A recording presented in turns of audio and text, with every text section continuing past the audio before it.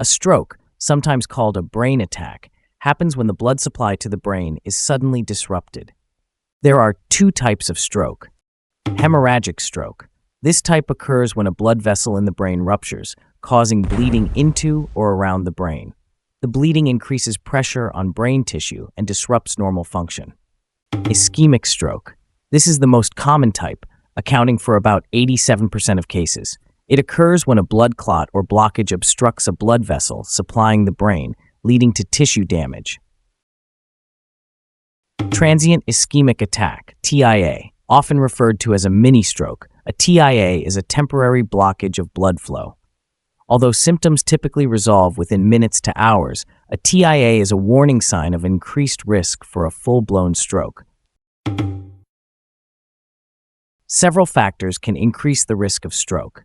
These include high blood pressure or hypertension is the most significant risk factor as it damages blood vessels over time.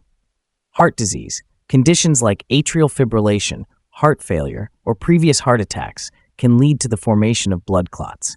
The blood clot may travel to the brain, and ischemic stroke happen when there is blockage of the blood vessel. Diabetes, as high blood sugar can damage blood vessels and increase stroke risk. High cholesterol leads to the buildup of plaque in blood vessels, narrowing them and reducing blood flow.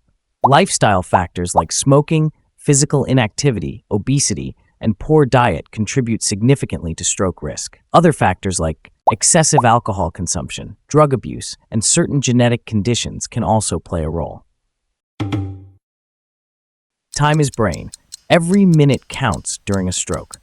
The sooner treatment is initiated, the better the chances of minimizing permanent brain damage and reducing disability. Remember the acronym BE-FAST, B, balance, loss, or headache. E, eyes refer to blurred vision. F, face drooping. A, arm weakness. S, speech difficulty.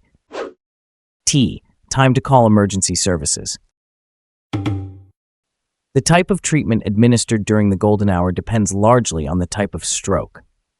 Ischemic stroke, it can be treated by intravenous thrombolysis using tissue plasminogen activator, TPA. It is a clot-dissolving medication used to restore blood flow by breaking up the clot causing the stroke. It is ideally administered within 3 to 4.5 hours from the onset of symptoms. Early administration can significantly reduce long-term disability by minimizing brain damage. Mechanical thrombectomy is a procedure where a catheter is inserted, usually via the groin, to physically remove the clot from the blocked blood vessel.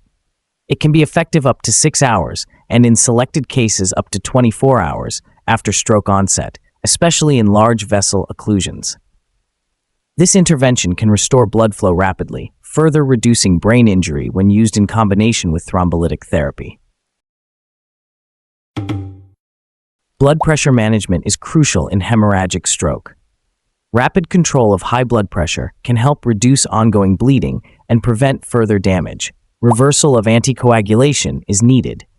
If the patient is on blood thinners, medications may be administered to reverse their effects and stabilize clot formation. It helps reduce bleeding and stabilizes the patient. Neurosurgical intervention is considered forward.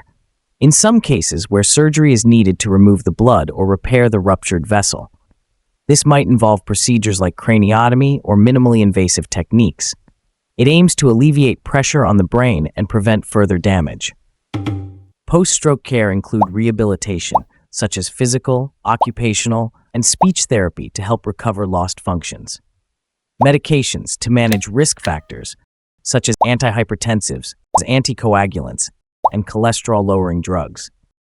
Counseling and therapy, as stroke survivors may experience depression, anxiety, or emotional lability. Psychological counseling, support groups, or cognitive behavioral therapy, CBT, can help manage these emotions. Lifestyle changes by maintaining a healthier diet, quitting smoking, regular exercise, and managing stress. Adjusting the home environment, such as installing grab bars, ramps, or stair lifts, can improve safety and accessibility.